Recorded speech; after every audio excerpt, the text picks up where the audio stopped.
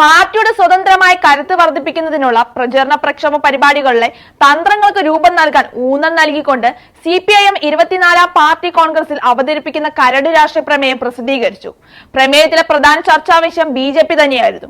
BJPയുടെ നയങ്ങളെ എങ്ങനെ തകർക്കാം, അതിനുവേണ്ടി CPIM-ഉം കോൺഗ്രസും ഒന്നായി പ്രവർത്തിക്കണമെന്ന തീരുമാനത്തിലാണ് നേതാക്കൾ. ലോക്സഭാ തെരഞ്ഞെടുപ്പിൽ കേരളത്തിൽ BJP നേരിടുന്നതിന് CPIM-ന് ആശയപരമായും രാഷ്ട്രീയമായും ബലഹീനതയുണ്ടായി. പാർട്ടിയുടെ ഏറ്റവും വലിയ ഘടകമായ കേരളത്തിൽ BJP നേരിടുന്നതിൽ വന്ന വീഴ്ചകൾ തിരുത്തണം. BJP-യും RSS-നെയും അവയ്ക്ക് പിന്തുണ നൽകുന്ന ഹിന്ദുത്വ കോർപ്പറേറ്റ് ശക്തികളെയും പരാജയപ്പെടുത്തുക തുടങ്ങിയവയാണ് പാർട്ടിയുടെ ഇപ്പോഴത്തെ മുഖ്യ കടമയും ലക്ഷ്യവും. മാത്രമല്ല, കോൺഗ്രസുമായി രാഷ്ട്രീയ സഖ്യത്തിന് കഴിയില്ലെങ്കിലും ഇന്ത്യ കൂട്ടായ്മ അംഗങ്ങളുമായി പാർലമെന്റിനുള്ളിൽ സഹകരിക്കുമത്രേ.